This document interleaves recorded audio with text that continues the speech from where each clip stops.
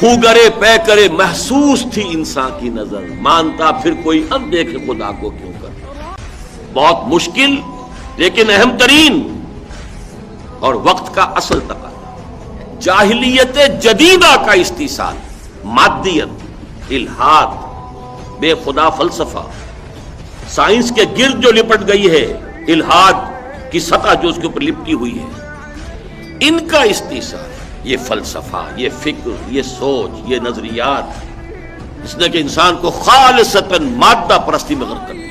خوگرے پے کرے محسوس تھی انسان کی نظر، مانتا پھر کوئی اندیکھے خدا کو کیوں کر۔ یہ در حقیقت میرا جو کتاب چاہ اسلام کی نشت ثانیہ کا سارا تھیم یہی ہے کہ اس عالمی تہذیب کا جو اصل میں خلاصہ نکالیں گے کہ اس کا فکر کیا ہے۔ ویسے تو بے شمار فلسفے پیدا ہوئے، ازم کے نام سے میٹیریلزم اور امپیریسزم اور لاجیکل پازیٹیوزم، اور پڑھاتے چلے جائیے کتنے بنیں گے، لیکن ان سب کا لب لباب کیا ہے؟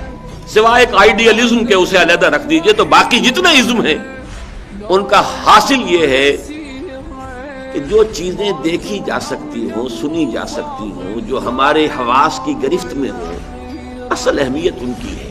جو چیزیں ہمارے حواس سے باہر ہیں، ہوں گی، شاید ہوں، یقین سے تو ہم نہیں کہہ سکتے کہ ہے، لہذا اس کی طرف توجہ نہ کرو۔ کوئی مانتا ہے تو مان لے، لیکن اصل شے یہ ہے، اصل حقیقت اللہ کی نہیں، کائنات کی ہے۔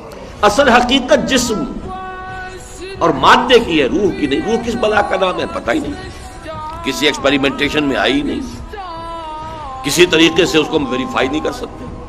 اسی طرح اللہ کا معاملہ ہے، اسی طرح حیات بعد الممات، کیا پتہ، شاید ہو لیکن کیا پتہ۔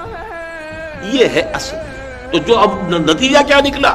سائنس تو اگرچہ کہتی یہ ہے کہ عدم اقرار عدم انکار، نہ ہم انکار کرتے ہیں نہ ہم اقرار کرتے ہیں، بھئی ہمارے دائرے سے باہر ہے، اللہ اللہ کیسا، لیکن اس کا ریزلٹنٹ جو ایفیکٹ ہوا وہ تو یہ ہے کہ ان چیزوں سے توجہ ہٹ گئی۔